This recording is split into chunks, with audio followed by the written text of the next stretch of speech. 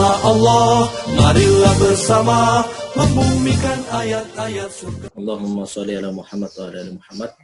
Qala Allah Ta'ala fil Qur'anil Azim. A'udzu billahi minasyaitonir rajim. Bismillahirrahmanirrahim.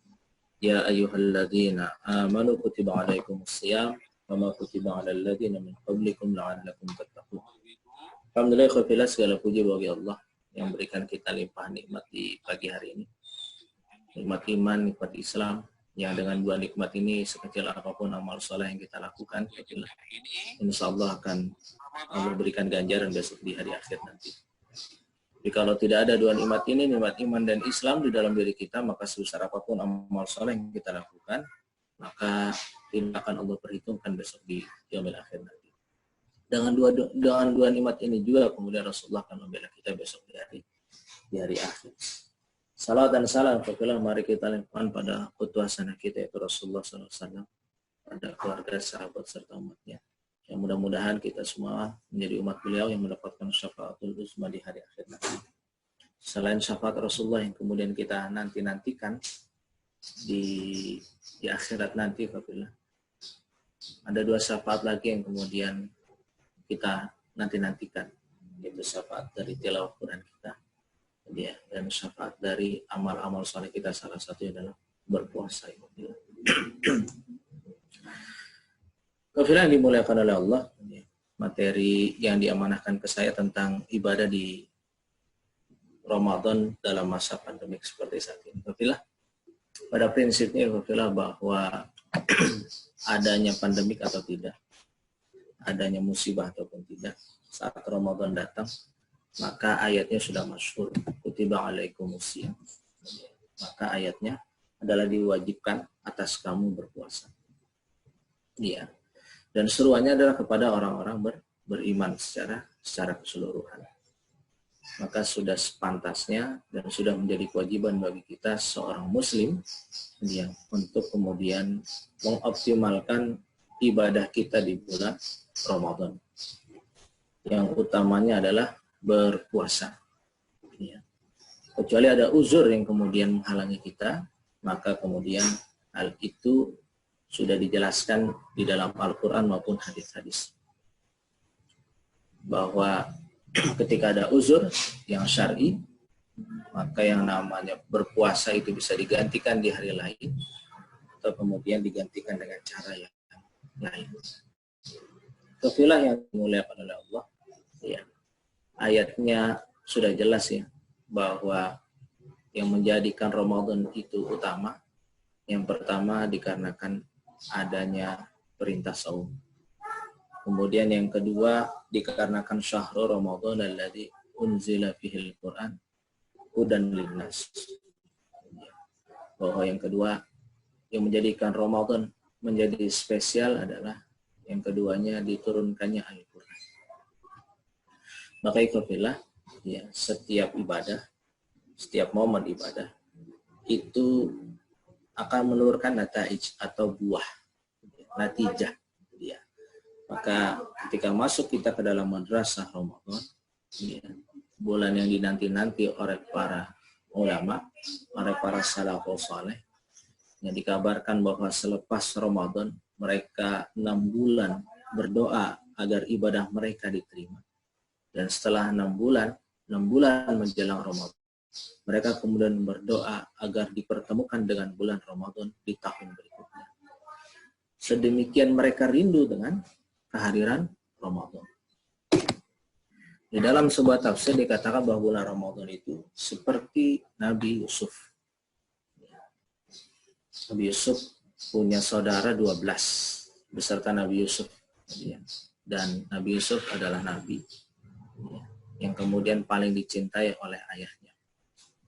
Di antara ke-11 saudaranya, Nabi Yusuf lah yang kemudian paling dicintai. Pun demikian dengan bulan Ramadan.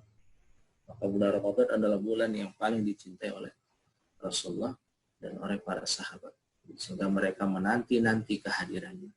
Dan alhamdulillah, hari ini kita sudah dimasukkan oleh Allah Subhanahu wa taala untuk menikmati hidangannya di bulan Ramadan.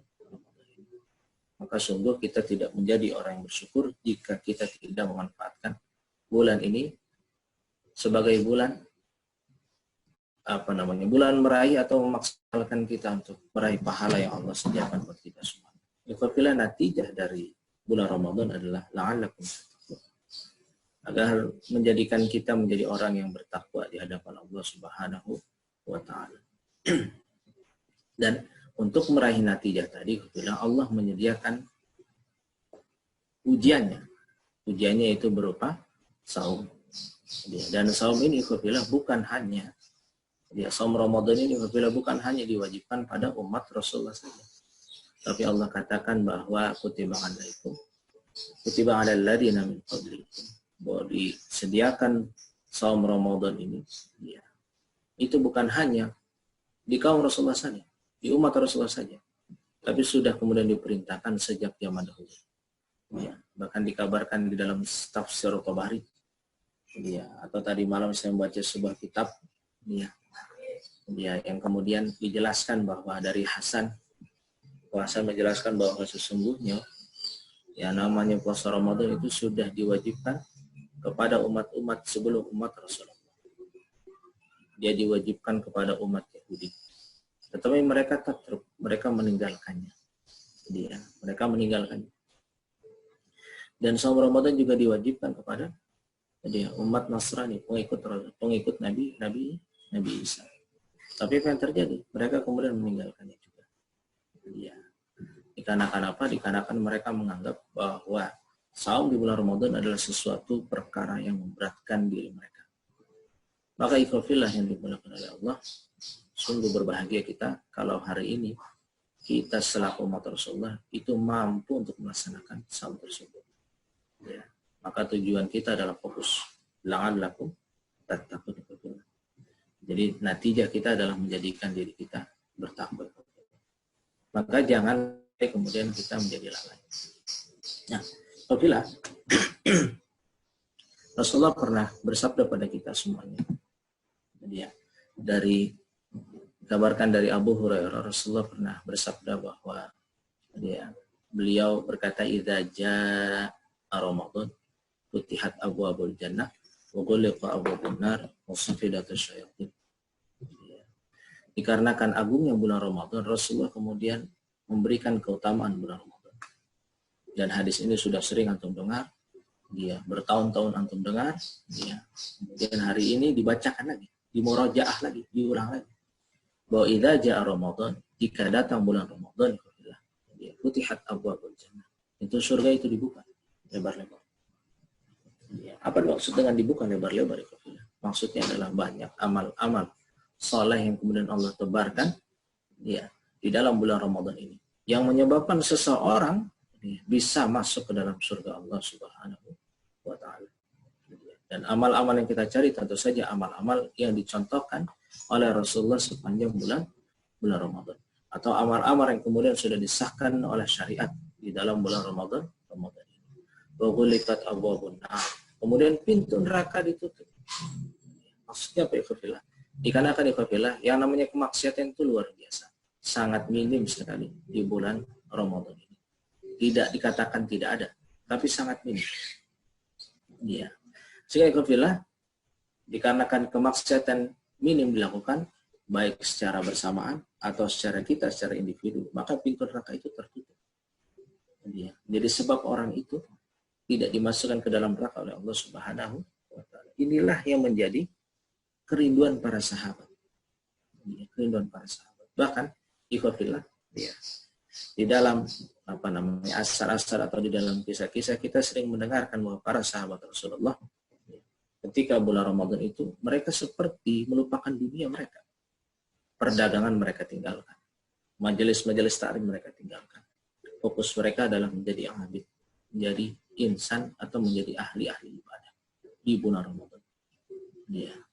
Maka ikhwafillah, para ulama, imam-imam mazhab menutup majelis-majelis mereka. Yang mereka buka sepanjang tahun. Tapi saat kemudian masuk bulan Ramadan, maka Imam Malik menutup majelisnya. Maka Imam Hambali menutup majelisnya. Maka Imam Syafi'i menutup majelisnya. Maka mereka fokus untuk mendekatkan diri pada Allah Subhanahu wa taala. Para sahabat pun demikian. Mereka fokus ke dalam bulan Ramadan untuk mendekatkan diri pada Allah Subhanahu wa Ta'ala.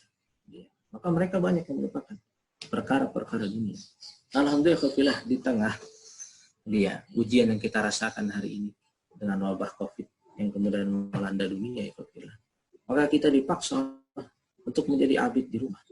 Ya, walaupun kemudian kita tidak bisa hadir ke masjid, ya, tapi bukan berarti kemudian Islam lantas redup.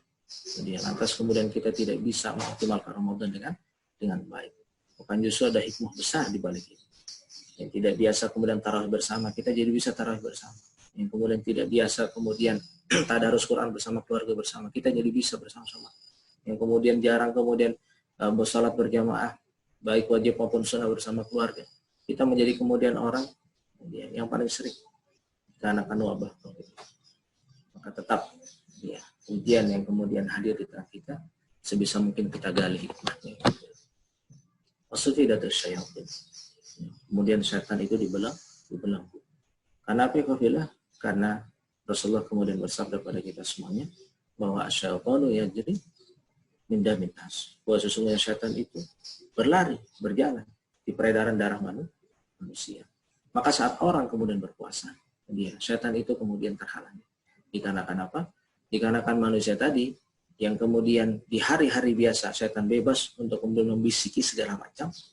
Hari ini kemudian dia tidak bisa, dikarenakan manusia disibukkan dengan perkara-perkara akhirat. Ikhwafillah yang dimulakan oleh Allah, inilah salah satu hadis sahih yang biasa kemudian dibacakan saat kita masuk ke dalam bulan Ramadan. Maka sudah sepantasnya bagi kita untuk memuliakan dan mengutamakan bulan ini. Jangan sampai kemudian kegagalan di tahun lalu kita ulang di tahun ini. Iya. Seseorang yang kemudian masuk ke dalam bulan Ramadan saat dia sudah balik, kalau umurnya hari ini 30 tahun, dia balik ke 15 tahun, maka 15 tahun seharusnya dia menjadi insan yang bertakwa. Ya, tapi apa yang terjadi? Setiap masuk dia bulan Ramadan, selepas bulan Ramadan, dia hilang lagi. Sehingga dikatakan oleh Imam Ali radhiyallahu anhu, jangan engkau menjadi abid Ramadan, menjadi hamba Ramadan, tetapi jadilah hamba Allah sesungguhnya.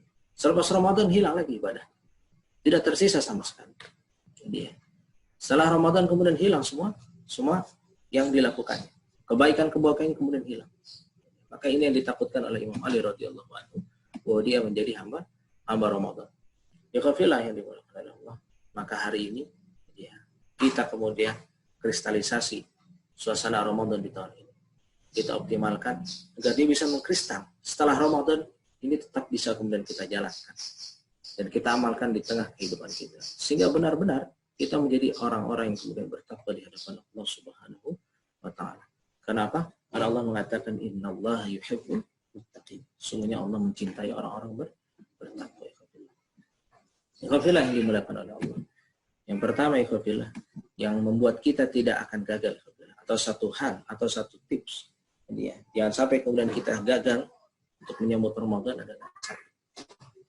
Jadi jangan abaikan puasa Ramadan. Ya.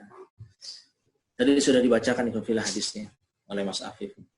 Man shoma Ramadhana imana wa ihtisaban ghufira lahu ma taqaddama min dhanbi. Barang siapa yang kemudian berpuasa di bulan Ramadan dengan iman dan dengan perhitungan, dengan ilmu, maka apa ikhwafillah? Ghufira lahu ma taqaddama min dhanbi. Allah akan mengampunkan dosa-dosanya yang telah lalu. Ini yang kemudian menjadi motivasi besar buat kita. Maka ihtisaban ini salah satu syaratnya atau salah satu tipsnya adalah mengkaji atau mengadakan kajian-kajian yang bisa membuat kita menjadi orang yang siap untuk menyerahkan pada Allah kualitas puasa kita. Rasulullah kemudian mengatakan bahwa seluruh amal Bani Adam itu sudah ada ganjaran pahala. Tapi khusus saum, Allah yang kemudian anna ajazibih. Kemudian Allah mengatakan untuk pahala berpuasa khusus aku yang kemudian memberikannya. Sehingga para ulama mengatakan bahwa boleh jadi pahala puasa kita itu melebihi pahala orang yang berjihad di jalan Allah. Ya, kalau sholat sudah ada ganjarannya 27 derajat bagi kemudian yang berjamaah. Kemudian banyak kemudian fadilah-fadilah yang sudah diberitahukan oleh Allah terkait ganjarannya. Tapi untuk saum, Allah masih memberikan rahasia. Karena orang yang berpuasa, pada hakikatnya puasanya untuk Allah. Dan Allah sendiri akan memberikan ganjaran padanya. Maka ikhwah jangan rusak puasa kita. Karena Rasulullah kemudian bersabda pada kita semuanya bahwa kamil shaimin laisa lahu min siyamihi illa juwal atas. Jangan sampai kemudian puasa kita menjadi rusak. Ya, puasa kita menjadi rusak. Ya. Dan puasa kita hanya mendapatkan juwal atas.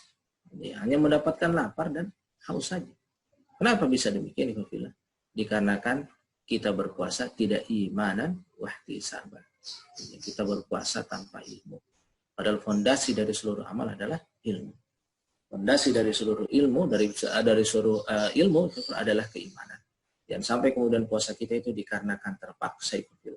Tapi benar-benar disertai dengan keimanan dan disertai dengan keilmuan kita. Ya. Maka ikhwah dia banyak yang kemudian Rasulullah kabarkan. Hadis ini Rasulullah kabarkan. Kan terjadi di zaman ini.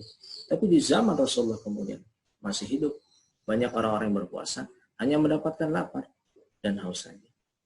Maka ngerilah kita kalau kemudian kita membaca Ihya Ulumuddin. Kalau kita membaca Tazkiyatun Nufus karangan Said Hawa. Ada orang yang kemudian berpuasa tapi puasanya puasa awam. Ya, puasa awam ini seperti apa? Baru saja kemudian dia sahur. Baru saja dia sahur, dia sudah memikirkan nanti buka dengan apa. Nanti buka dengan apa. Kalau puasanya para nabi, ya, puasanya yang tingkat atas, dia tidak memikirkan itu. Ingin berbuka dengan apa? Ya, mau makan apa nanti? Tidak dia pikirkan. Dia fokus bagaimana agar kemudian ibadahnya itu diterima oleh Allah Subhanahu wa taala. Sehingga berkata seorang imam, Hasan al-Basri, jika ada satu amalku yang diterima oleh Allah, niscaya kau akan sedekahkan seluruh harta yang aku miliki. Ya. Maka sungguh menakutkan kalau kemudian kita hanya mendapatkan jual apus saja, hanya mendapatkan lapar dan dahaga saja. Maka ikhwah dari sekarang kita coba nih, mumpung masih hari keberapa, Mas Hafid? Udah hari mau dekat Lebaran aja gitu Mas ya. Maka mumpung ikhwah, mumpung ini masih hari. Mulai sekarang kita kondisikan keluarga kita, jangan kemudian memikirkan untuk berbuka seperti apa. Khususnya kita, orang tuanya, khususnya kita yang kemudian paham, berusaha kemudian untuk fokus dengan ibadah-ibadah yang sudah Rasulullah dan para sahabat contohkan untuk kemudian memuliakan bulan Ramadan. Jangan memikirkan mau makan apa itu. Nah, ikhwafillah, itu dilakukan di awal. Kalau kita kemudian sudah memikirkan di tengah, kemudian di akhirnya saja, itu kita termasuk puasa orang yang awam, yang hanya menahan lapar dan haus saja. Bahkan seorang ulama mengatakan pada kita semuanya, kalau ada seseorang yang kemudian berpuasa, tapi dia tidak merasakan rasa lapar dan haus, maka puasanya itu patut dipertanyakan. Karena tujuan atau hikmah dari berpuasa dalam merasakan penderitaan orang lain di tengah keterbatasan yang mereka lakukan. Maka ikhwafillah man shoma Ramadan iman wa ihsan. Khusus untuk saum Ramadan ini, kalau kita beriman, melaksanakan dengan keimanan dan dengan ilmu, ghufira lahu ma taqaddama min dhanbi. Sehingga dikatakan oleh Ibnu Qayyim, apalagi yang diharapkan oleh manusia selain ampunan dari Allah Subhanahu wa taala. Pahala kita tidak bisa diharapkan untuk kita masuk ke dalam surga Allah. Kalau kemudian kita mengharapkan pahala dikarenakan ibadah kita yang besar ini, maka sesungguhnya ibadah kita tidak ada apa-apanya dibandingkan ibadahnya Bani Israil. Dikabarkan ikhwafillah, dari para alim, para abid di Bani Israil itu kalau sujud, mereka itu sujud sampai kemudian batu itu cekung. Jadi batu itu cekung. Kalau mereka kemudian berzikir, mereka tidak berdiri dari Jumat ke Jumat. Jadi, kalau mereka berpuasa itu mereka tidak buka dari Jumat ke Jumat. Jadi, Masya Allah. Maka kalau itu yang kemudian kita harapkan untuk masuk surga dengan amal saleh kita, maka jauh. Maka ghufira lahu ma taqaddama. Tapi kita kejar. Jangan sampai kemudian kita lalaikan. Kafilah yang dimulakan Allah. Tips pertama, maksimalkan puasa kita. Jangan membuat kita menjadi orang yang gagal berpuasa, yang hanya kemudian mendapatkan lapar dan dahaga saja. Kafilah yang dimulakan oleh Allah. Dia. Yang kedua, man qama Ramadana imana wa ihtisaban ghufira lahum ma taqaddama min dhanbi. Salah satu yang menyebabkan Ramadan ini dimuliakan oleh Allah adalah di siang harinya kita berpuasa. Di malam harinya kita berdiri untuk membaca Al-Quran. Salah satunya berdiri saat kemudian kita melaksanakan sholat tarawih yang di dalamnya dibacakan Al-Quran banyak. Jadi kita sholat otomatis kita membaca Al-Quran. Maka ikhwafillah keutamaan yang Allah berikan di malam hari di bulan Ramadan adalah di malamnya kemudian kita berdiri untuk sholat dan membaca Al-Quran di sana. Maka Allah kemudian memberikan ganjaran ghufira lahum ma taqaddama min dhanbi dengan kabar dari Rasulullah. Man qama, barang siapa yang berdiri untuk melaksanakan sholat. Ya, qama ramadhana imanan wa ihtisaban, dengan keimanan dan dengan ilmu lagi. Ghufira lahum ma taqaddama min dhanbi. Maka Allah akan menghapuskan seluruh dosa kita yang lalu. 11 bulan kita sudah berdosa. Dosa kita sudah tidak terhitung. Zaman dahulu kalau ada orang berdosa, Allah langsung azab. Allah langsung berikan tanda pada diri.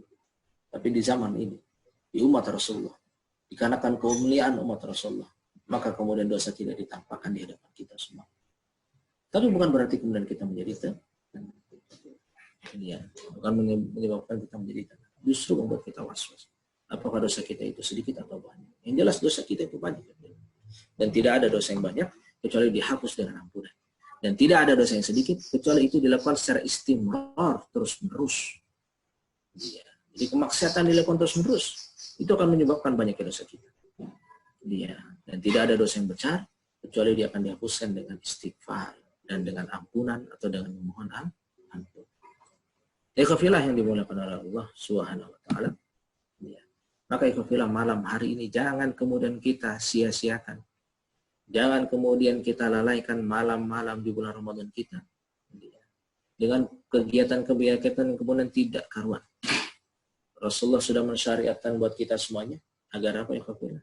Agar setiap malam kemudian diisi dengan berdiri untuk melaksanakan sholat. Maka sholat itu dinamakan dengan sholat tarawih para ulama.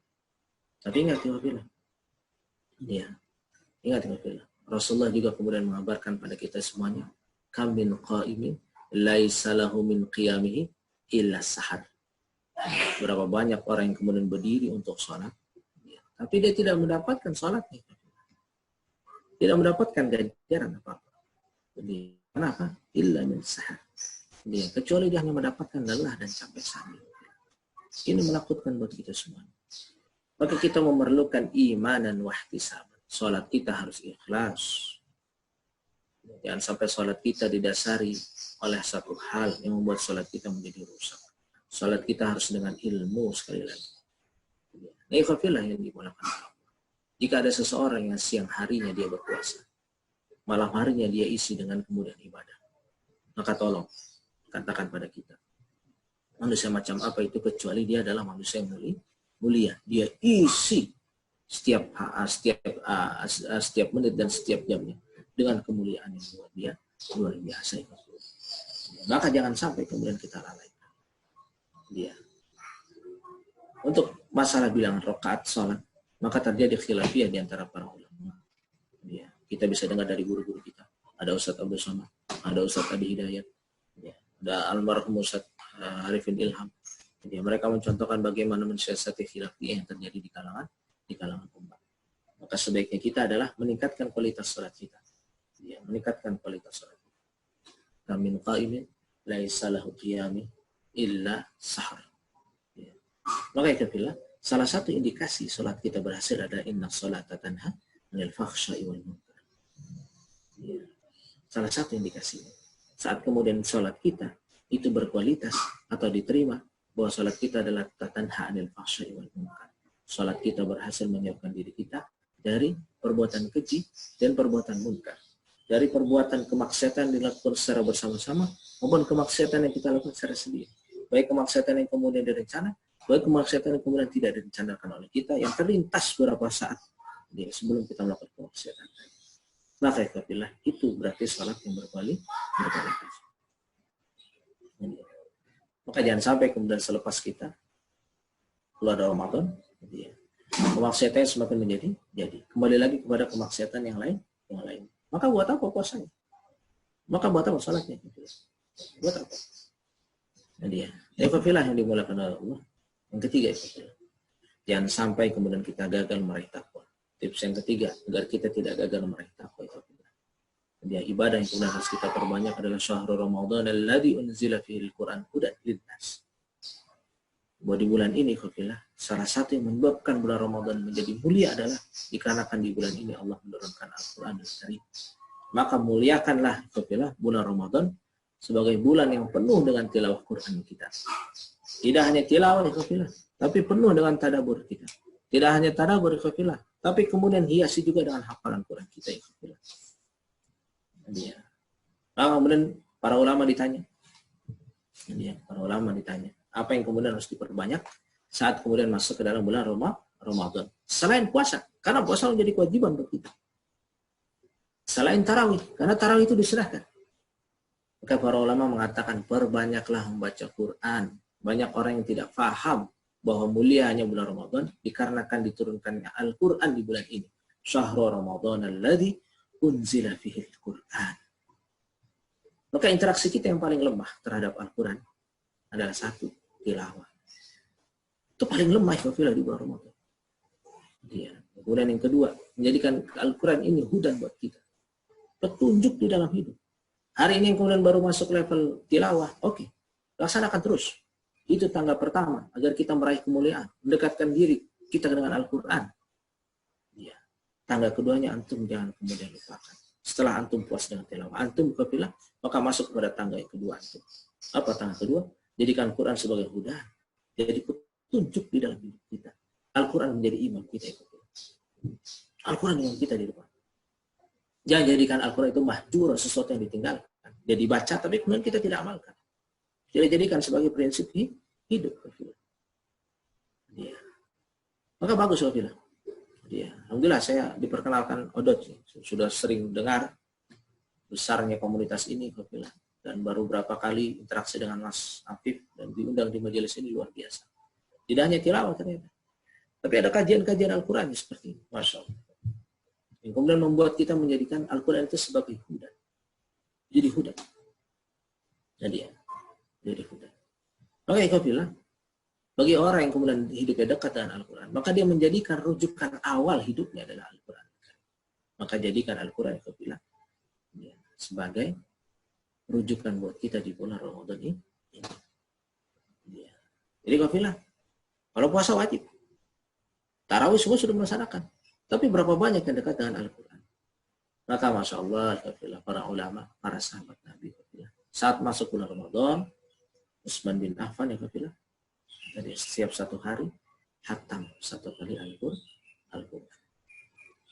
Bahkan di kisah yang lain, Utsman bin Affan itu, di bulan Ramadan itu, dalam satu rakaat salatnya, dia tuntaskan satu kali hatam Al-Quran. Imam Syafi'i mentuntaskan 60 kali hatam Al-Quran selama bulan Ramadan. Nah kita berapa?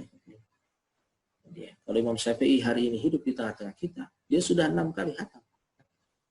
Saya saja sampai tadi tuh jam 8. Dia baru selesai 14 juz.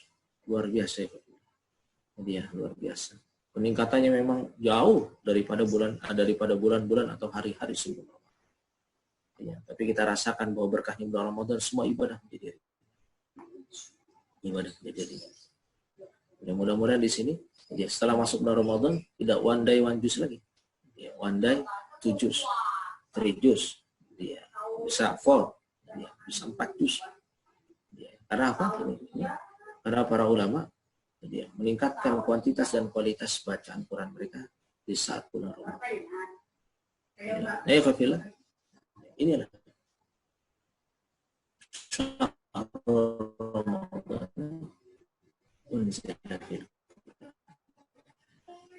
tidak hanya tilawah, tidak hanya menjadi hudan, tapi untuk berusaha tatbiqan, berusaha kemudian menerapkan isi Al-Quran itu di tengah kehidupan kita.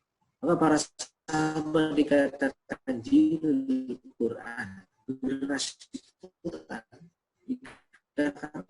dikarenakan mereka itu dikarenakan mereka Ibnu Mas'ud radhiyallahu anhu menasihati para tabi'in.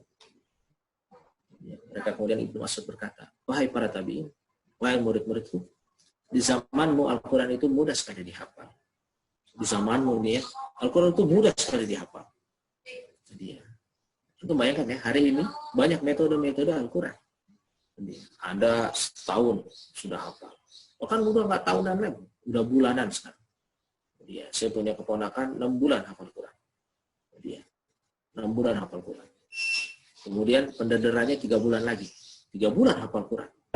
Sekarang ada hitungannya minggu. Dia berapa minggu hafal Al-Quran. Oh, luar biasa. Maka itu sama seperti yang dikatakan oleh Ibnu Mas'ud. Ya, di zamanmu Al-Quran itu mudah sekali dihafal. Tapi di zaman kami Al-Quran itu sulit dihafal.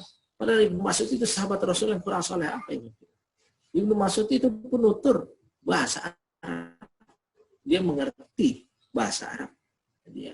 Di kita Al-Quran sudah kemudian hitungan minggu untuk dihafal. Padahal kita bukan penutur asli bahasa Arab. Kita tidak paham isinya. Apakah salah? Jadi tidak. Tapi ini bentuk introspeksi yang kemudian Ibnu Mas'ud berikan pada kita semuanya. Ketika itu masuk tadi. Di zamanmu Al-Quran mudah dihafalkan. Di zamanku susah.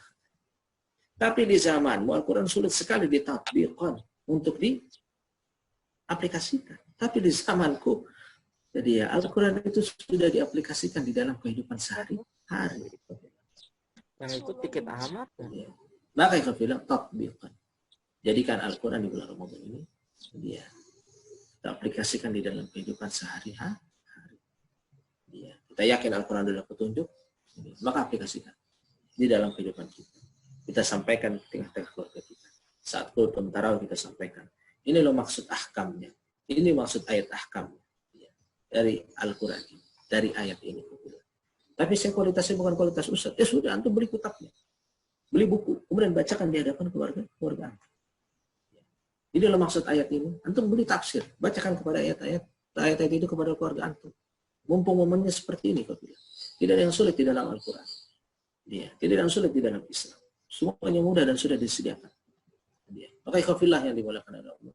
Syahrul Ramadan nuzila fihi al-Quran. Hudan linnas. Bahwa kemudian Al-Quran diturunkan agar menjadi bacaan kita, menjadi petunjuk di dalam hidup kita, dan kita aplikasikan ke dalam kehidupan sehari-hari. Kemudian yang selanjutnya ikutilah, jadikan Al-Quran ini sesuatu yang kemudian kita dakwahkan pada orang lain. Karena setelah Rasulullah menerima wahyu, Iqra bismi rabbikal ladzi khalaq, Rasulullah sampaikan wahyu itu kepada para sahabat. Dikabarkan di dalam surah, saat kemudian wahyu itu turun, Rasulullah memanggil para sahabatnya, sahabat-sahabatku, baru turun ayat ini. Rasulullah bacakan, maka Rasulullah katakan pada para sahabat-sahabatnya, kembalilah engkau ke rumah, sampaikan kepada anak dan istrimu semuanya. Maka kita para suami menjadi kepala keluarga, juga kepala majelis di rumah-rumah kita, yang menghidupkan Al-Quran, yang mendakwahkan Al-Quran. Kalau itu terjadi hari ini, luar biasa. Ya, maka bangsa ini menjadi bangsa yang kemudian mulia di hadapan Allah Subhanahu wa Ta'ala. Kalau hari ini kemudian kita lihat bangsa kita itu tidak mulia, dikarenakan apa? Dikarenakan Quran ini tidak menjadi denyut nadi. Tidak menjadi denyut nadi di dalam kehidupan kita sehari-hari.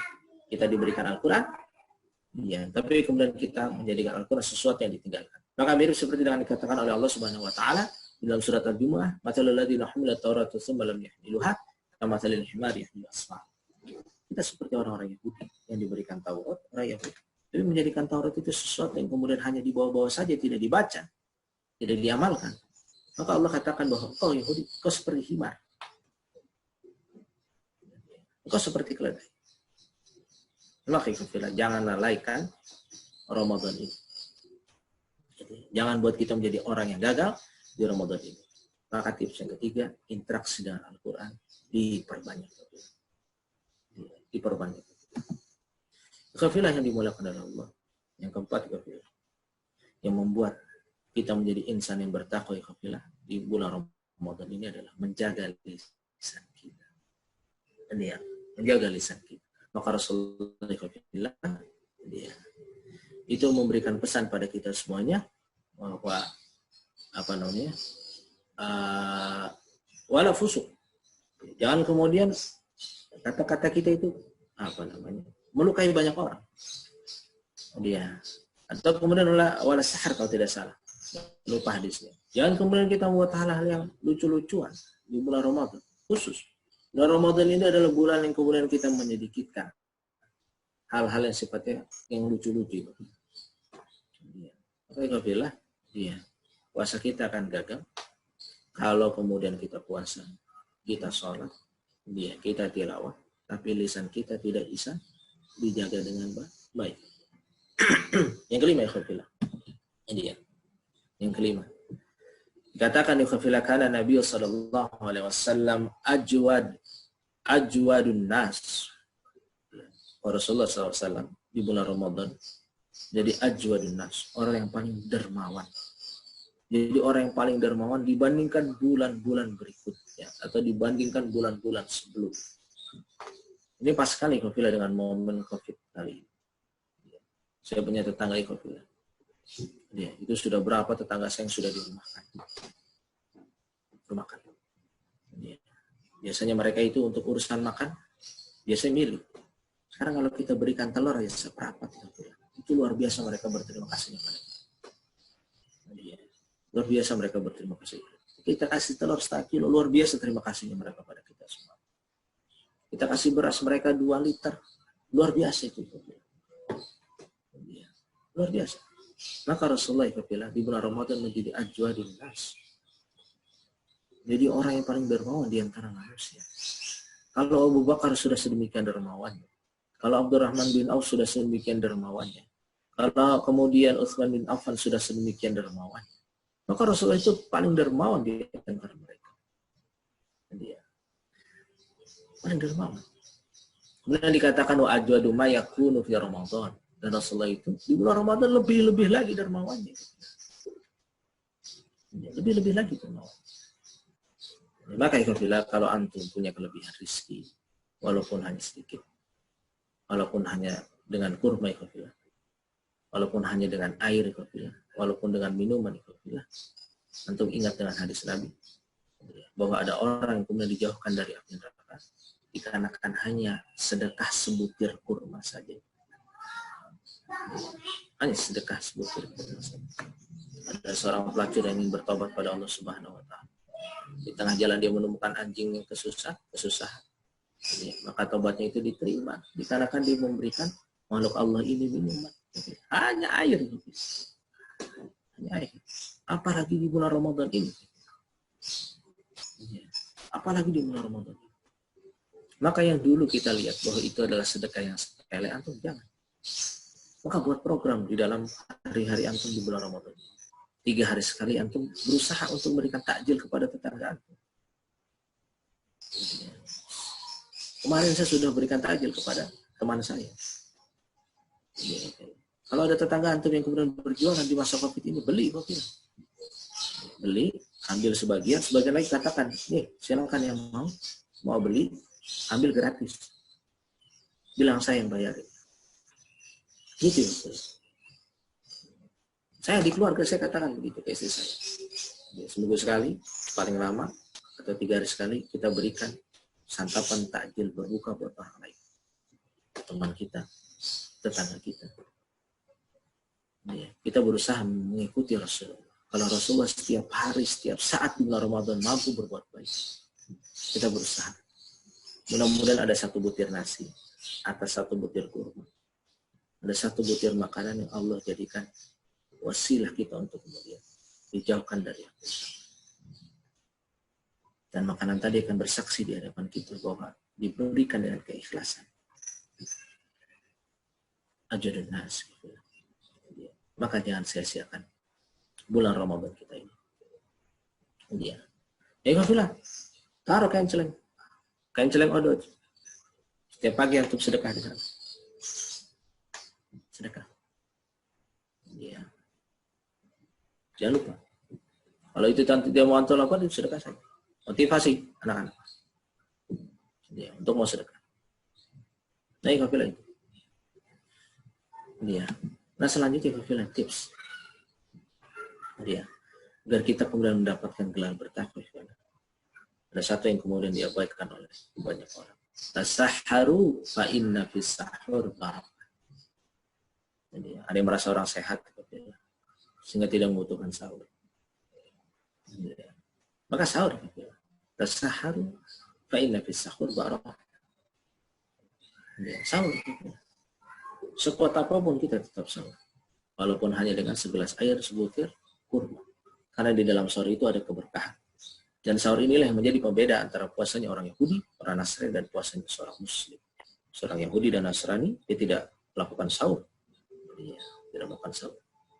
Karena puasa yang dilakukan oleh Yahudi dan Nasrani di bulan Ramadan, yang Allah syariatkan kepada mereka juga, mereka memulai puasa setelah mereka bangun dari tidur mereka. Sehingga tidak ada sahur. Mereka berpuasa misalnya jam 6 sama seperti kita. Kemudian mereka tertidur sebentar, jam 7 mereka bangun. Maka jam 7 itu dia sudah wajib untuk berpuasa. Ya. Tapi ya, Masya Allah, syariat ini bagi umat Rasulullah, ya, Rasulullah masih memberikan kelonggaran yang luar biasa. Allah memberikan kelonggaran yang luar biasa pada umatnya. Diberikan satu momen sahur. Nah bagi seorang Muslim, masa sahur atau saat sahur tidak hanya digunakan untuk sahur saja. Tapi jadikan saat-saat sahur antum sebagai saat antum untuk memperbanyak istighfar. Memperbanyak istighfar. Ya, ikhwafillah yang dimuliakan oleh Allah. Ya, salah satu tanda orang soleh adalah dia selalu melaksanakan qiyamul lail. Apa itu qiyamul lail? Qiyamul lail adalah kumpulan salat sunnah di malam hari. Jadi kalau ada orang sudah tarawih, dia mau sholat kemudian malam harinya silakan. Ya, untuk memperbanyak silakan. Tapi ingat, yang ditutup dengan witir terlebih dahulu. Ya, maka ikhwafillah berdiri antum di malam hari. Ya. Walaupun terjadi khilafiyah ikhwafillah, tapi yang namanya qiyamul lail adalah kumpulan sholat di malam hari. Antum sudah tahajud, mau sholat taubat silakan, mau sholat hajat silakan. Antum sudah tarawih, antum mau sholat hajat silakan, mau sholat taubat silakan di malam hari. Dan orang-orang saleh itu menjadikan masa-masa sahur mereka menjadi masa memperbanyak istighfar mereka. Maka saran saya kepada antum semuanya, perbanyak istighfar saat sahur. 100 pegang tasbih antum, hitung jari antum, perbanyak istighfar. Silakan baca di dalam surat Nuh bagaimana Allah memuliakan orang-orang yang beristighfar. Salah satunya melancarkan rezeki, menyuburkan perniagaan dan tanaman, ya, mendatangkan banyak keturunan. Dan ya, selain itu istighfar yang sudah pasti dalam menghapuskan dosa kita. Ya. Oke, kalau ada orang sudah diampuni oleh Allah dengan istighfar, maka dirinya menjadi bersih. Kalau sudah bersih, maka hatinya menjadi bersih. Ketika hatinya sudah bersih, maka amanah akan Allah berikan banyak pada diri. Amanah harta akan Allah berikan. Amanah anak akan Allah berikan pada diri. Karena apa? Karena kebersihan hatinya. Ketika hatinya bersih, dia sudah sanggup untuk mengemban amanah. Makanya kalau ada presiden yang di fit and proper test itu adalah banyak istighfar yang dia lakukan. Kalau ada menteri, kita tes adalah banyak istighfar yang dilakukan dalam satu hari.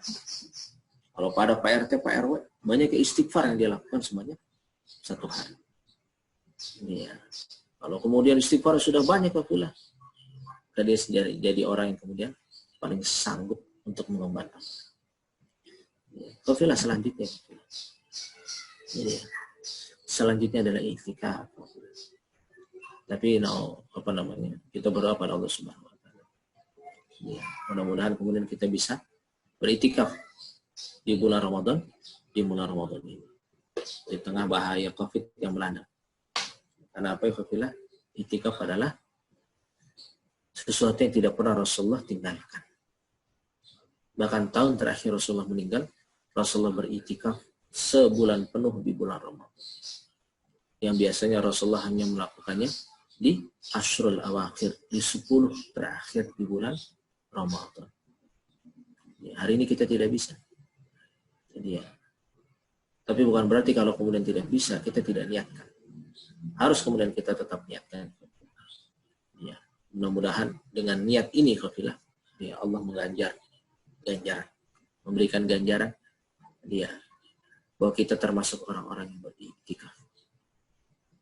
Rasulullah pernah berkata pada para sahabatnya, wahai sahabatku, saat kemudian Rasulullah berangkat berperang. Di tengah perjalanan Rasulullah mengatakan, wahai para sahabatku, ada orang-orang yang tidak menyertai kita, tapi dia menyertai kita. Bahkan pahalanya pun sama seperti kita. Maka para sahabat bertanya, ya Rasulullah siapa? Orangnya cuma segini doang kok kita. Mereka yang kemudian ingin ikut bersama kita, tapi dikarenakan uzur, mereka tidak bisa ikut. Mereka sudah berniat untuk ikut dengan kita, tapi dikarenakan uzur, maka mereka tidak bisa menyertai kita bersama. Maka dia orang yang menyertai, dia sama-sama seperti posisinya, seperti saat kita saat ini. Pahalanya pun mereka akan sama. Sama. Untuk lihat di Riyadhus Shalihin hadis tadi. Ini. Maka ikhwafillah, hari ini kita tetap niatkan untuk iktikaf. Walaupun kemudian kita tidak bisa ikhwafillah, maka di 10 hari terakhir kita niatkan untuk kita berdiri, menghidupkan malam-malam kita. Ihya'ul lail, menghidupkan malam-malam di 10 malam terakhir, walaupun itu di rumah kita. Maka buat satu tempat yang spesial di rumah kita, jadikan dia sebagai mihrab. Ya, saat kemudian nanti ihya'ul lail, ya, di malam-malam saat i'tikaf. Ini kafilah. Semua orang berpuasa, semua orang tarawih, tapi antum lihat, tidak semua orang i'tikaf. Tidak semua i'tikaf. Makanya kalau Allah izinkan kita untuk bisa i'tikaf di malam di tahun ini, itu kita sudah sudah berapa puluh langkah lebih maju dibandingkan mereka yang hanya berpuasa dan tarawih saja. Dia hanya berpuasa dan tarawih saja. Kita berdoa sama-sama, mudah-mudahan Allah segera mengangkat wabah ini dan kita bisa segera untuk hadir di masjid-masjid Allah. Kafilah yang selanjutnya ya, agar kemudian kita mendapatkan gelar bertakwa, maka ibadah yang harus kita perbanyak adalah banyak berdoa. Dari sekian panjangnya rangkaian ayat tentang berpuasa, apabila Allah selipkan satu ayat tentang doa. Idza sa'ala anni fa inni qarib. Tentang doa itu. Jadi di momen-momen Ramadan ini, semua waktunya itu adalah mustajabah. Ya, kalau di hari-hari biasanya, ya, Rasulullah mengatakan, oh berdoalah saat hujan, berdoalah saat kemudian selesai sholat, berdoalah setelah selesai sedekah. Ada waktu-waktu spesial. Berdoalah di antara azan dan qomat. Tapi di Ramadan ini semua waktunya mustajabah. Ya. Nah, Siti Aisyah radhiyallahu anha, dia pernah bertanya pada Rasulullah, ya Rasulullah, kalau saya menemukan bahwa di hari itu adalah malam Lailatul Qadar, ya, lantas apa yang baiknya aku baca atau aku doakan? Maka Rasulullah kemudian berkata pada istrinya Aisyah radhiyallahu anha, dia Rasulullah kemudian berkata, Allahumma innaka afun tuhibbu afwa fa'fu anni. Fa'fu anni. Jadi kafilah. Ya. Siti Aisyah berkata, kalau saya menemukan bulan atau menemukan Lailatul Qadar di bulan Ramadan, doa apa yang harus saya perbanyak? Maka Rasulullah contohkan doa tadi. Maka tidak ada salahnya kafilah bagi kita semuanya kafilah untuk memperbanyak doa, dia, untuk memperbanyak doa, dia, doa tadi. Ya. Allahumma innaka afu tuhibbul afwa fa'fu anni. Ya. Maka itu ya, dan di karangan Nahdliyin ya. Di kalangan Nahdliyin di kalangan Nahdliyin setiap di antara jeda antara satu tarawih dan satu tarawih yang lain-lain. Selain salawat diperbanyak, ternyata juga mereka memperbanyak, atau kita dianjurkan memperbanyak doa. Jadi doanya salah satunya ini. Doanya salah satunya. Atau doanya, Allahumma inna nas'aluka ridhaka wal jannah wa na'udzubika min sakhatika. Perbanyak doa ini. Perbanyak doa. Para ulama ya kafilah, para salafus saleh itu memiliki daftar doa dari hari ke hari. Dari hari ke hari. Memiliki daftar doa dari Ramadan ke-1 sampai Ramadan ke-30. Iya. Silakan antum kalau ingin seperti itu silakan. Tapi dari hadisnya ini yang kemudian selalu Rasulullah anjurkan untuk dibaca. Kafilah yang selanjutnya kafilah adalah zakat. Jangan lupakan, kita tidak bisa menjadi insan yang bertakwa kalau kemudian kita melalaikan zakat. Sedekah itu ada dua ya kafilah, sedekah wajib dan tidak wajib. Sedekah wajib adalah zakat, sedekah tidak wajib adalah infak dan sedekah kita. Yang Allah besok tanya, pertama kali adalah hal-hal yang wajib, sedangkan hal-hal yang tidak wajib atau sunnah, jadi adalah hal yang berupa tambahan buat kita semua. Maka kafilah, ya, tunaikan zakat. Zakat fitrah, ya, zakat mal antum, tunaikan. Dan baiknya kafilah, yang namanya zakat fitrah dan zakat mal itu diserahkan pada amil. Dia diberikan pada amil. Biar amil yang kemudian membagikan. Biar amil yang membagikan. Nah, khusus zakat fitrah kafilah, zakat fitrah adalah zakat iftar, zakat berbuka. Maka dia lebih utama saat kita memberikannya dengan bahan pokok. Bahan pokok.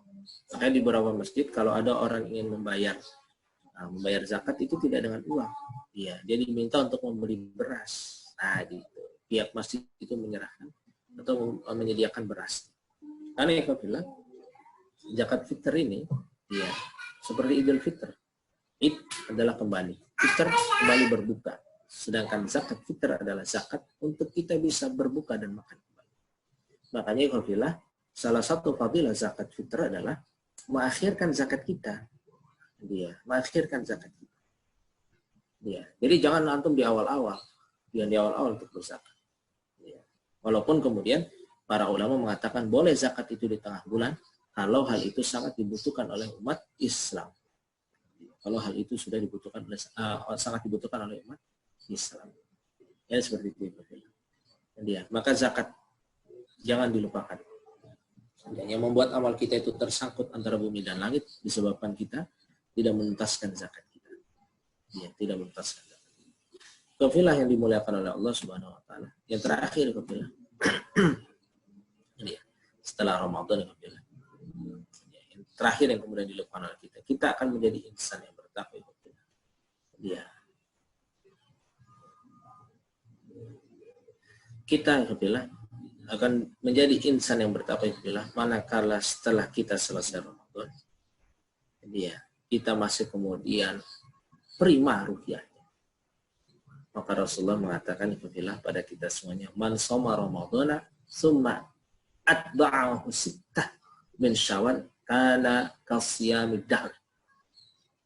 Man, barang siapa shoma ramadhana, berpuasa Ramadan, summa kemudian atba'ahu, mengikutkannya sittah, 6 hari min syawal, di bulan Syawal, kana siyamu, maka puasanya seperti puasa ad-dahr, puasa sepanjang tahun. Maka bagi orang yang bertakwa, dia tidak ingin Ramadan itu segera hilang.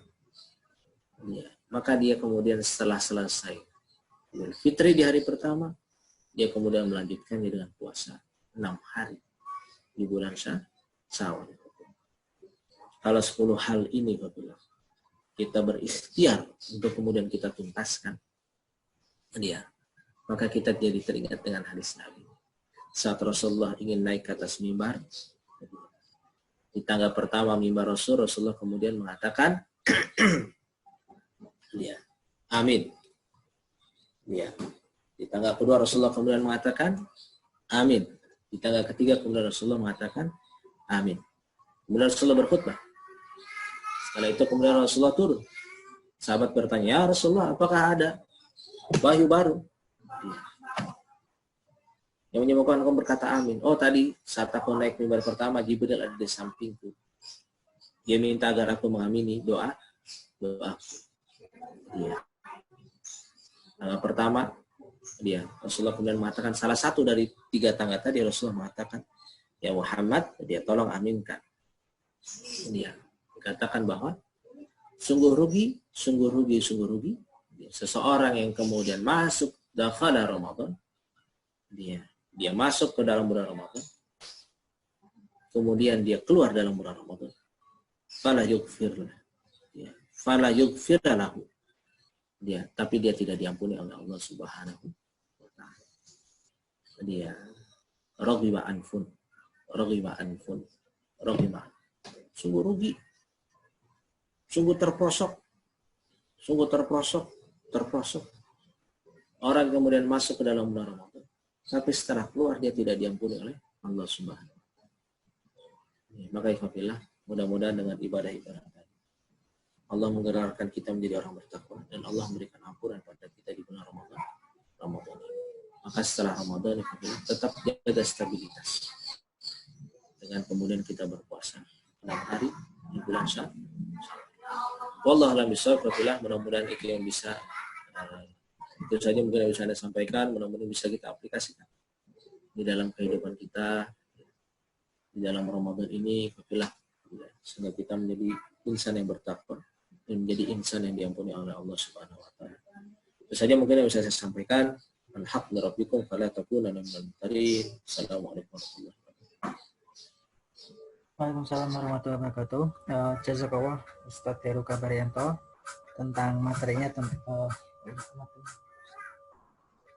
tentang penjelasannya tentang ibadah-ibadah yang dilakukan di bulan Ramadan, mulai dari sholat tarawih tadi sampai di akhirnya beliau juga mengungkapkan tentang zakat yang wajib maupun yang sunnah. Tentu ini semoga menjadi refreshing kita semua. Masih ada 27 hari ke depan atau 26 hari ke depan untuk kita manfaatkan dengan sebaik-baiknya. Baik, selanjutnya kita punya waktu sampai 10.30. Kita coba tanya jawab. Kalau misalkan memungkinkan, kita akan langsung. Silakan bagi yang ingin bertanya boleh angkat tangan. Saya kelihatan kok ini soalnya kita nggak sampai banyak. Oh, dari Pak Un kayaknya nih. Silakan Pak Un. Silakan Pak. Di tengah pandemi COVID-19 ini, kebetulan saya tinggal di daerah pedesaan, itu punya tradisi sholat tarawih. Pada umumnya di semua wilayah di seluruh Indonesia ada tradisi tarawih. Namun demikian, keputusan pemerintah menghimbau, bukan melarang ya, menghimbau untuk tidak diadakan sholat tarawih berjamaah di masjid ataupun musola. Dengan himbauan tersebut, apakah pahala yang kita lakukan di rumah, yang pada intinya itu munfarid, artinya pribadi, ketika posisi kita di rumah itu sendirian. Gimana dengan pahala jamaah nantinya, itu yang pertama. Yang kedua, ketika tradisi di sebuah pedesaan ada zakat yang mengandalkan iqrar atau ijab, kemudian dilarang juga oleh pemerintah, artinya harus ada jabat tangan, padahal Rasulullah mengatakan dengan berjabat tangan itu akan melunturkan segala dosa, termasuk nanti di saat Hari Raya Idul Fitri. Ada alhamdulillah tradisi khas Nusantara, khas Indonesia, yaitu mohon maaf lahir dan batin, halal bihalal. Nah, itu gimana Tat menyikapi hal-hal demikian di tengah kondisi pandemi COVID-19 ini? Terima kasih. Wassalamualaikum warahmatullahi wabarakatuh. Waalaikumsalam warahmatullahi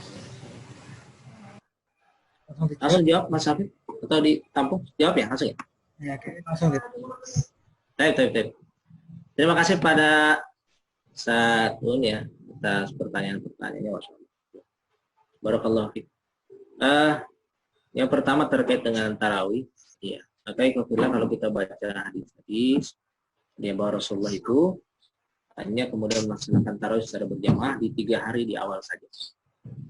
Ya, dikarenakan apa? Dikarenakan takut tarawih ini menjadi wajib. Karena di zaman para sahabat itu sesuatu yang Rasulullah lakukan itu langsung dicintai oleh para sahabat, langsung dicintai. Ya, maka kemudian di hari yang ketiga Rasulullah itu langsung melaksanakan sholat tarawih itu di rumah. Maka ditanya, ya Rasulullah, kenapa kau melaksanakan sholat di rumah? Karena kata Rasulullah, aku takut kalau ini sangat kau cintai sehingga Allah jadi wajib. Iya, menjadi mewajibkan. Kalau sholat tarawih itu diwajibkan setiap malam, ya, atau menjadi wajib di setiap bulan Ramadan, maka luar biasa. Itu akan memberatkan kita semuanya. Ya, maka kemudian apabila setelah itu para sahabat melaksanakan tarawih secara sendiri-sendiri. Dan ternyata di zaman Umar bin Khattab itu ditemukan bahwa mereka tarawih sendiri-sendiri, dia membuat kelompok-kelompok sendiri. Maka Umar bin Khattab mengatakan, ayo kita berjamaah bersama. Maka Umar bin Khattab mengatakan, ini adalah bid'ahul hasanah, ini adalah bid'ah yang kemudian baik. Ya, maka ikhwafillah, kita luar biasa dengan istihad yang dilakukan oleh Umar bin Khattab, kita rasakan manfaatnya luar biasa dengan tarawih bersama-sama. Dan ini kita rindukan untuk saat ini. Dia, kita rindukan. Terus terang saya sedih juga ya. Dia sudah tidak sholat Jumat sudah 4 kali. Dia, tarawih kita sudah 2 malam nih.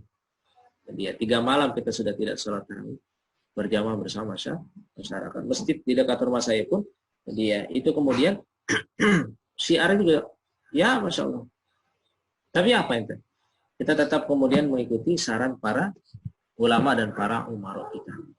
Dia di setiap hari Rabu dan Jumat, ya, saya sudah sebulan ini membahas kitab Badlul Ma'un, Badlul Ta'un, kitab yang ditulis oleh Ibnu Hajar Al-Asqalani.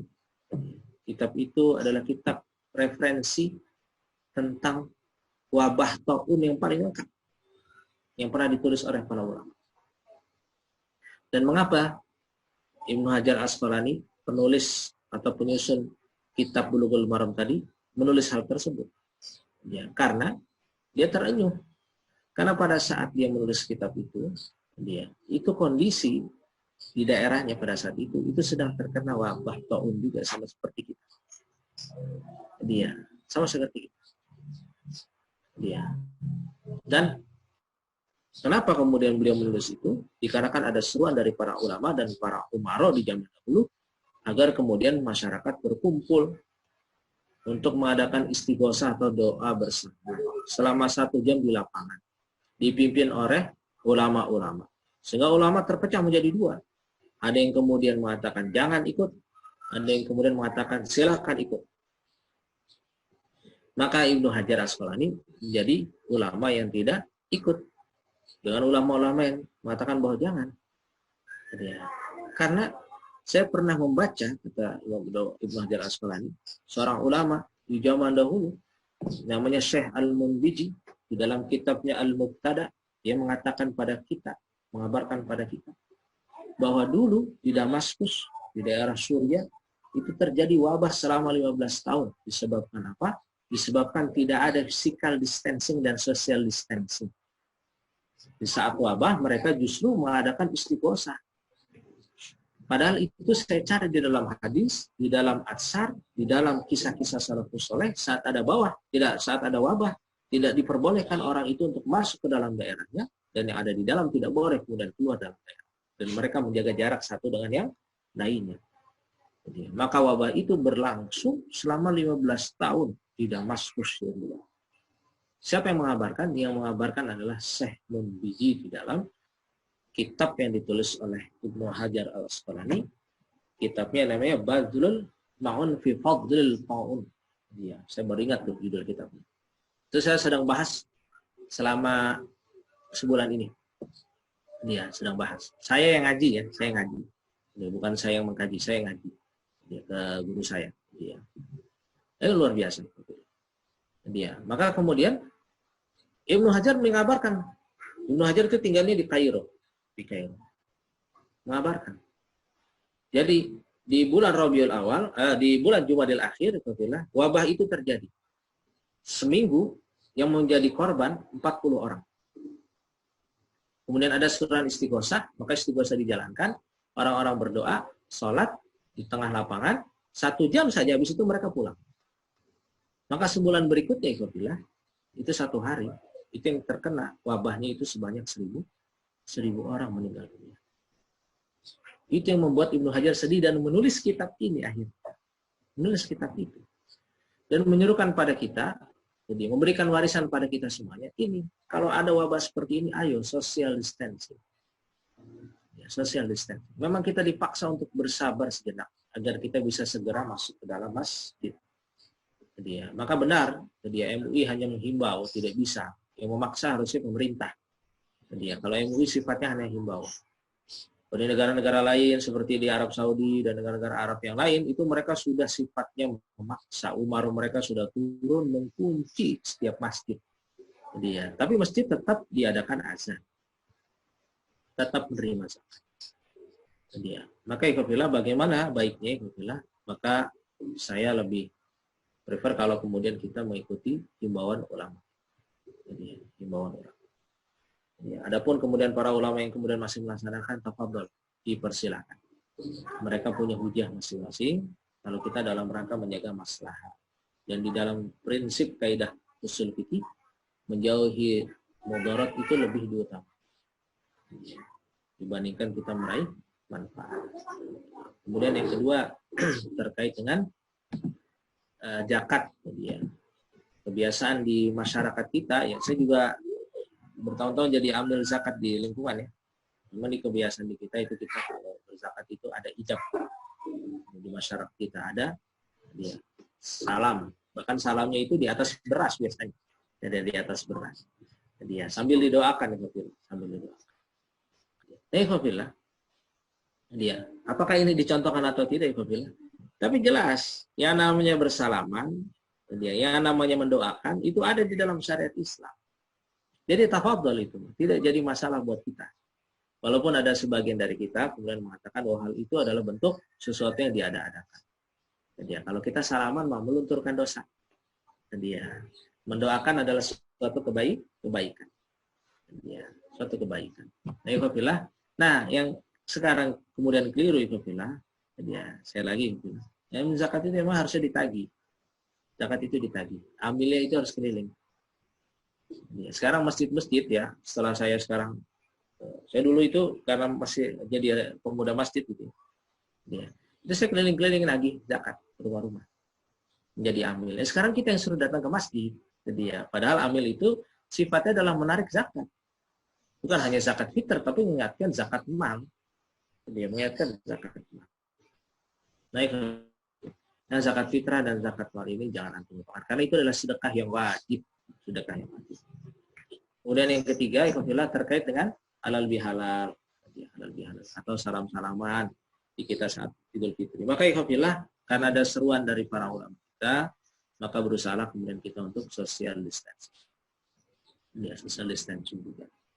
Ya, mudah-mudahan dia halal bihalalnya tetap bisa dilakukan walaupun tidak bersentuhan tangan, melalui WhatsApp, melalui video call segala macam. Karena nanti kita salat Id juga belum tentu kita bisa melaksanakan ya. Ya, Paun ya. Iya. Nah, ikhwafillah, untuk salat Id ya.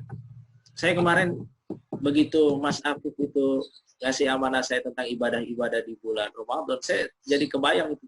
Pertanyaan pasti yang ditanyakan adalah salah satunya salat Id ya. Saya langsung buka kitab. Saya punya 2 kitab, kitab Al-Muhalla sama Al-Mughni. Kitab Mughni. Jadi ya. Di kitab Mughni ini ikhwafillah saya baca tentang bab salat Id, masya Allah. Terus saya jadi jadi salah satu pilihan. Salat Id itu sunnah muakkadah, hukumnya sunnah. Kalau antum dilaksanakan tidak mendapatkan dosa itu. Tapi ini sesuatu yang tidak ditinggalkan. Ya, yang namanya kemudian salat Id, maka rangkaiannya adalah khutbah. Selalu seperti itu. Khutbahnya itu di akhir. Salat Jumat khutbahnya di awal. Nah, pernah salat Id itu diubah. Di zaman kekhalifahan Umayyah, khutbahnya itu di awal. Maka para sahabat yang masih hidup pada saat itu mencela bahwa ini adalah suatu kerusakan dia, suatu kerusakan. Dikabarkan itu. Maka kemudian setelah khalifahnya meninggal, digantikan oleh khalifah yang lain, syariatnya dikembalikan. Ya, ini pentingnya seorang pemimpin. Dia pemimpin yang dia ulama, dia bisa menentukan. Kalau dia bukan ulama, ya akhirnya jadi kacau akhirnya. Jadi semaunya dia. Nah ternyata dia terjadi khilaf antara para ulama. Ada yang mengatakan bahwa sholat id itu terpisah dengan khutbah. Artinya sholat id silakan tanpa khutbah. Ada yang mengatakan sholat id tidak boleh tanpa khutbah. Sehingga para ulama sekarang ada yang mengatakan silakan sholat id di rumah masing-masing bersama keluarga. Jadi ya, Mas Afif mau jadi khotibnya mangga. Jadi ya, mangga silakan. Tapi kalau nggak mau juga tidak jadi masalah karena itu bukan bagian dari sholat id. Jadi ya, bukan bagian dari sholat id. Sama seperti kita sholat Jumat sebenarnya ya. Jadi ya, kita tidak ikut khutbahnya. Jadi ya, kita rugi aja tuh, rugi saja. Tapi sholat Jumat kita sah, jadi ya, tetap sah. Jadi itu bukan bagian daripada sholat. Wallahu a'lam bishawab. Jadi saya baca di Al-Muqni itu jelas sekali. Yang akhirnya silakan yang mau sholat di rumah, tafadhol dia bersama keluarga. Ya, tapi kemudian yang tidak pun tidak jadi masalah. Wallahu a'lam bishawab. Nah, itu juga Pak Un, mohon maaf kalau ada yang kurang. Baik, jazakallahu Ustadz atas pencerahannya. Mungkin dari teman yang lain ada yang mau ditanyakan? Sambil nunggu kayaknya sebentar lagi Pak Budi ya. Saya mau nambah dikit karena memang sebetulnya hal yang bikin kita itu agak nggak enak itu yang tadi sampai sama Un. Biasanya kita sholat tarawih di masjid nih ketika kita di rumah. Apalagi yang Pak sendiri, yang paling sendirian Pak. Kalau yang masih bisa berjamaah kayak saya kan bisa sama anak istri. Kalau Pak masih sendirian kan berarti pahalanya pasti beda Pak Ustadz sama misalkan kita di masjid. Nah ini yang kemarin yang saya Ustadz saya dengar kemarin yang disampaikan sama Ustadz Hadi Hidayat kalau nggak salah, bahwa ketika kita biasanya sholat kemudian kan kita ada uzur kemudian kita nggak melakukan itu kita masih dapat pahala yang sama. Itu kayaknya saya dengarnya itu ya itu mungkin jadi penegasan bahwa walaupun kita nggak bisa sholat tarawih di masjid, tapi kalau tahun-tahun lalu kita sholat itu insya Allah pahalanya masih dapat. Ini saya lagi nyari hadisnya itu Ustaz, kayaknya bentar kayaknya ada deh. Nah ini kayaknya ada udah dapat nih. Maksudku biar teman. Jadi ini kayaknya jelas nih hadis yang atas itu maridul abdu au safar kutibalahu mislama karena yakbalu muqiman sohihan. Jika seorang hamba sakit melakukan safar, maka kodratnya pahala sebagaimana kebiasaan dia ketika mukim atau ketika sehat. Nah yang di bawah itu juga hadis ini berlaku ketika orang yang melakukan ketaatan lantas terhalang dari melakukannya, padahal dia udah punya niatan. Terhalang ini kan karena macam-macam ada. Ya mungkin ini karena ada COVID segala macam, makanya dia akan dapat pahala sama dengan yang ketika niatannya itu. Mungkin ini menjadi penguat dari Pak Un dan teman-teman bahwa selama ini masa nggak enak keluar di rumah. Nah itu pahala yang kamu gitu. Kayaknya itu.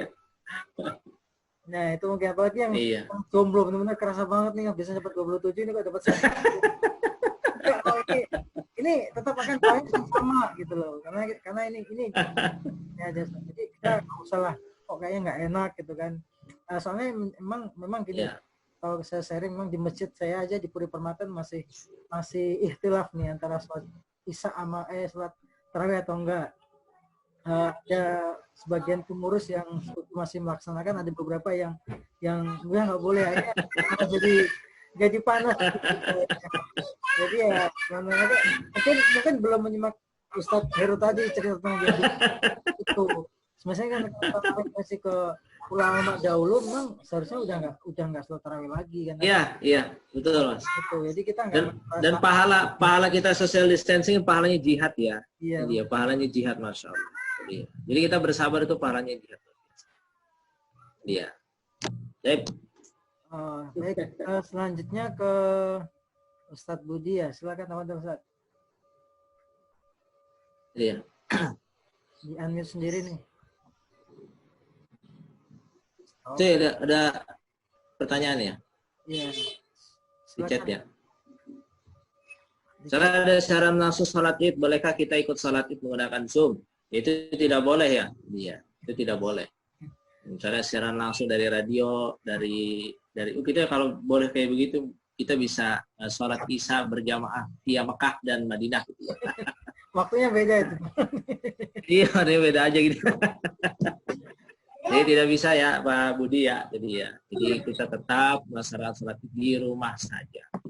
Adapun para ulama ya kalau kita ke Mekah ke Madinah itu kita masih dengar tuh, masih lihat tuh orang yang sudah jaraknya sudah ratusan 100-300 meter dari masjid itu mereka tetap berimam. Karena apa? Karena masih terdengar.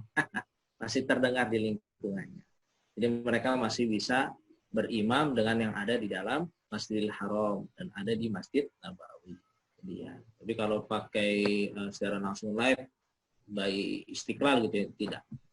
Jadi cukup kita melaksanakan di rumah. Dan kita kembalikan lagi, Masya Allahnya. Di syariat Islam itu memang sudah luar biasa lenturnya. Ya komplit. Iya.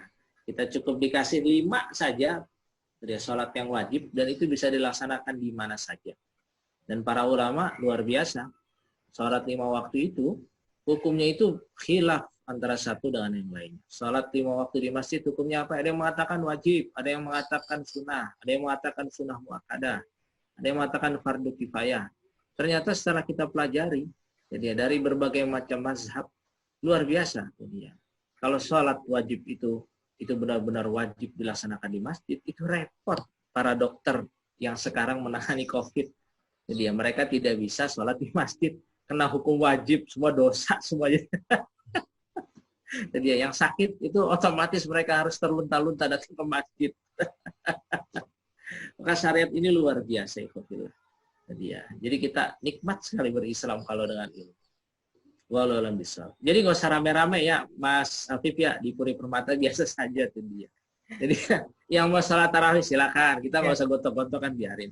Jadi kita mau di rumah santai saja. Jadi gitu. Ya, Fadal. Baik. Kalau yang tadi yang sholat Id, saya boleh berkesimpulan bahwa kita bisa di rumah masing-masing tadi ya, dengan berjamaah sama keluarga tanpa khutbah. Nanti kita tanpa khutbah. Iya. Tapi ingat Mas, tadi ya, yang nggak biasa ngimamin sholat Id biasanya keliru. Ingat 7 takbir 5. Di awal 5 takbir di rakaat kedua. Nanti antum langsung aja bismillah. Bismillahirrahmanirrahim. Ini perlunya harus hadir di kajian ini Ustaz biar tahu. Iya, jadi tetap rukun-rukun salat Id itu dilaksanakan dengan baik. 7 takbir. Jadi 7 takbir. Ya. Jadi 5 takbir di rakaat keduanya itu tetap. Sunnah apa yang dibaca saat salat Id? Surat-surat apa tadi? Itu juga perlu. Nah, jadi gitu Mas ya. Nanti kita harus semangat. Kita langsung Allahu Akbar saja tadi. Seperti salat tarawih atau salat yang lain ya. Nah, itu butuh latihan itu. Nanti butuh latihan. Jadi ya. Kita punya waktu 5 menit lagi. Ada yang masih mau ditanyakan? Boleh langsung atau misalkan masih terhalang sama live bisa ngetik di bawah. Kalau nggak ada, nanti teman-teman kalau mau rekaman, kita rekam nih hari ini materi kita, nanti bisa menghubungi nomor WhatsApp-nya Kota Tangerang. Nanti habis ini akan saya langsung save filenya dalam bentuk MP3 sama video. Mungkin yang video nanti akan agak susah, tapi kalau mau cepat insya Allah MP3-nya bisa langsung kita dapatkan. Nggak ada lagi nih, 4 menit lagi kita akan selesai. Oke Ustaz, kayaknya nggak ada yang bertanya lagi. Nah, mungkin berarti udah jelas semua nih. Mudah-mudahan ini Ramadan. Kalau Ustadz Haikal nih sebenarnya Ustadz ini Ramadan yang paling istimewa katanya. Karena kalau beliau kan biasanya yang kita nggak pernah sholat jamaah 5 waktu sama keluarga, sekarang dipaksa nih sama keluarga. Jadi kalau misalkan ini tantangan juga bagi kita sebagai imam baru nih sebenarnya. Kan biasanya kita ngikut aja nih. Sekarang kita dipaksa jadi imam kan, mau harus belajar lagi surat-surat pendek. Nggak mungkin kan anas terus. Iya. Terus Harus belajar Ya, lagi. nggak mungkin kan antum imam lip sync kan gitu ya. Imam lip sync ya Mas Habib ya.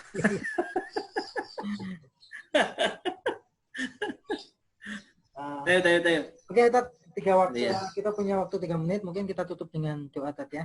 Mudah-mudahan kita Ramadan doa kita adalah doa yang mustajab karena kita lagi puasa. Kita sama-sama berdoa, Ustaz. Silakan Ustaz Teri minta tolong dibantu ya, dipimpin. Ya inna Allah malaikatahu yusalluna ala nabiy ayyuhalladzina amanu sallu alaihi wa sallimu taslima. Rabbana la tuzigh qulubana ba'da idh hadaytana wa hab lana min ladunka rahmah innaka antal wahhab. Allahumma inna nas'aluka ridhaka wal jannah wa na'udzubika min sakhatika wan nar. Allahumma innaka 'afuwun tuhibbul afwa fa'fu 'anna. Allahumma innaka 'afuwun tuhibbul afwa fa'fu 'anna. Rabbana atina fid dunya hasanah fil akhirati hasanah wa qina adzabannar. Amin amin ya rabbal alamin. Alhamdulillah, kajian pada pagi hari ini selesai. Saya tutup dengan bacaan hamdalah bersama. Alhamdulillahirabbil alamin. Doa kafir majid. Subhanakallahumma wa bihamdika asyhadu an la ilaha illa anta astaghfiruka wa atubu ilaik. Wassalamualaikum warahmatullahi wabarakatuh. Waalaikumsalam. Untuk ahad depan kita akan ada kajian lagi ya dengan pemateri Buya Subakir. Kita akan melihat bagaimana Al-Quran sebagai penyembuh dalam COVID ini. Minggu depan jamnya sama, jam 8:30 sampai jam 11. Mungkin bisa di share ke teman-temannya. Kemudian untuk materi silahkan kalau yang pengen rekamannya saya kasih nomor WA di layar, silakan 36.